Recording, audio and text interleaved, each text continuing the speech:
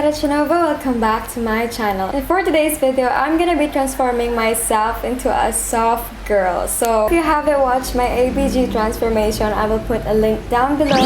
So I'm using my Maybelline foundation in shade 128 Warm Nude. So actually, nag-skincare na ako before. I used my moisturizer. So lately, I haven't been posting a lot of contents is because let's just be sensitive of what's happening around us, especially sa mga typhoon victims. You know, I mean, brands can wait, contents can wait. The number one priority right now is to donate to the typhoon victims. And we have a donation drive at Elite Influencers PH, so I'm part of them. So you guys can also donate. It's $575, but you can donate in any amount that you want. So you can already feed like one family that consists of 6 people. So as of now, we already have 20,000 pesos. So thank you so much sa lahat na nag-donate. And also you can donate at Shopee, yung Kaya Natin movement. And you guys could donate for 50 pesos, 100 pesos, 150 up to 2,000 pesos. So it's very, very convenient for you guys. Your 50 pesos can go a long way to help other people. So you guys know the drill. Links are down below the description box.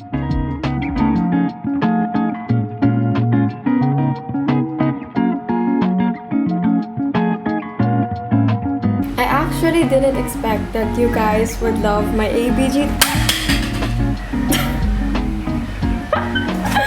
Careless. Take 2. Cut. I'm actually surprised that you guys like my ABG transformation and would want another transformation. I was actually planning to do the e-girl after the soft girl, pero nakalimutan ko bumili ng hair extensions, yung colored hair extensions. So, siguro like at the end of December pa.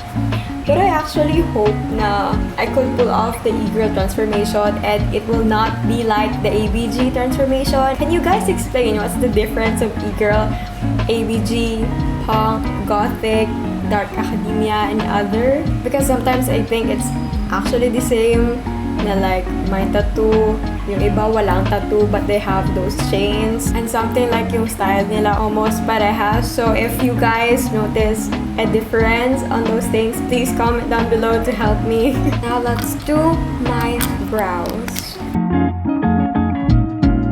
So for this one, I'm not gonna use the glue that I'm talking about for my eyebrows. It's because I think yung like simple eyebrow na ganito lang, it suits more for the soft girl one.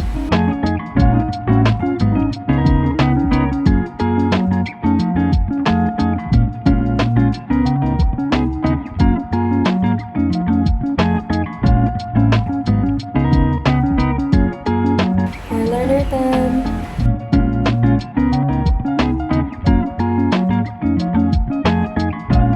So next one will be blush. I'm gonna use a pink one. So I don't know if I'm gonna put some hearts here or it's just gonna be a simple ano lang. Sige, I'll try. Soft girl, abi yung blush niya, like heavy blush. So I'm gonna do it like a drunk blush style.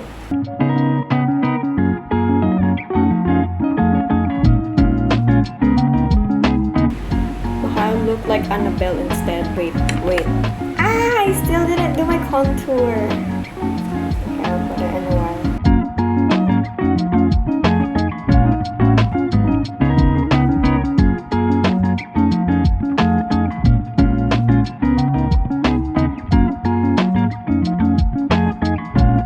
Sorry if I keep on looking here kasi nandito yung laptop ko. And I can see my face here too, and here. It turned out cute anyway. So I'm gonna be doing the heart. Yes, I'm gonna do the heart.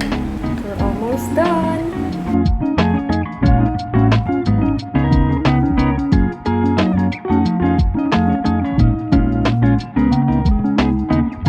Yun! I forgot to use loose powder. But anyways.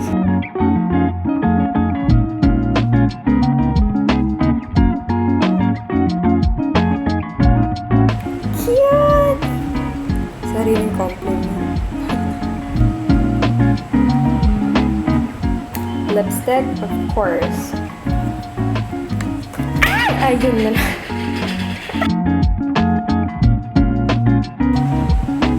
Yan, soft lang.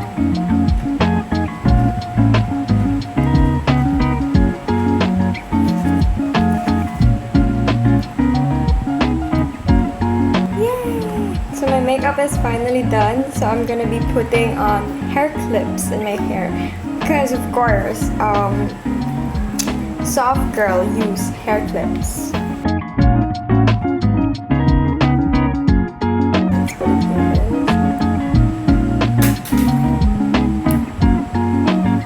Why does everything keep sort of falling?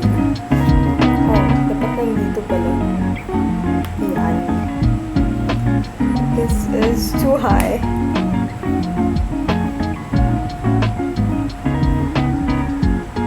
I don't think I will be wearing clips in my life. Na parang ganito. Ito lang talaga. Like this is the time.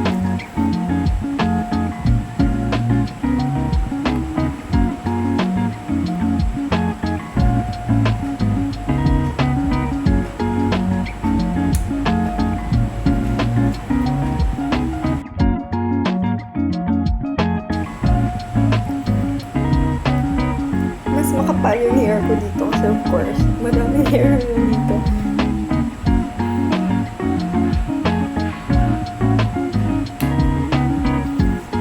Right?